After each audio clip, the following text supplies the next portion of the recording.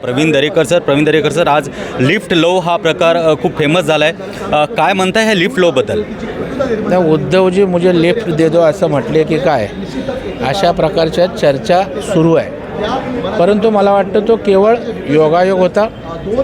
उद्धवजी देवेंद्रजी लिफ्टमध्ये जाणं, मी सोबत असणं आणि त्याचा अर्थ की एकत्रित येणार आहेत असं काही मानायचं कारण नाही. आणि आम्ही वर लिफ्टमधनं गेल्यानंतर आमच्या दोघांच्या दिशा स्पष्ट झाल्या. उद्धवजी लिफ्टमधनं उजव्या बाजूला विरोधी पक्षाच्या दिशेनं गेले आणि आम्ही त्या ठिकाणी डाव्या बाजूनं सत्ताधारी पक्षाच्या दिशेने गेलो. त्याच्यामुळे त्यांनी विरोधी पक्षातच राहण्याचं निश्चित केलेलं आहे. ती त्यांची दिशा आहे आणि आम्ही पुन्हा एकदा सत्तेच्या दिशेनं मार्गक्रमण करणार आहोत, हे देवेंद्रजींच्या वाटचालीवरून त्या ठिकाणी स्पष्ट झालं.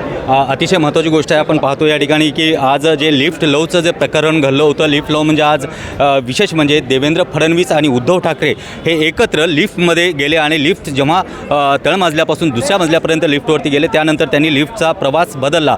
पण लिफ्टच्या प्रवासामध्ये विशेष म्हणजे उद्धव ठाकरे यांनी आज प्रवीण दरेकरांना काढा असा एक शब्द वापरला आणि त्याच्यामुळे आज दोघांची जी कटुता होती, उद्धव ठाकरे आणि विशेष म्हणजे देवेंद्र फडणवीस, या दोघांची कटुता कुठेतरी कमी झाल्याचं दिसतंय. कारण आज रेड कार्पेटवरून उद्धव ठाकरे आणि देवेंद्र फडणवीस यांनी एकत्र प्रवास करत लिफ्टमधूनही प्रवास केला आहे. त्यामुळे आता चर्चेला उधाण आलं आहे की उद्धव ठाकरे आणि देवेंद्र फडणवीस एकत्र येतील का किंवा पुन्हा एकदा महायुतीमध्ये उद्धव ठाकरे जातील का, हा प्रश्न या ठिकाणी पडलेला आहे. विशेष म्हणजे आज पावसाळी अधिवेशनाचा आहे, दुपारचा वेळ आहे. दुपारच्या वेळेनंतर पुन्हा पावसाळी अधिवेशन याला सत्राला सुरुवात होत आहे. आपल्याला पावसाळी अधिवेशनातल्या प्रत्येक घडामोडी देशोन्नतीच्या माध्यमातून आम्ही आपल्यापर्यंत पोहोचण्याचा प्रयत्न करतोय.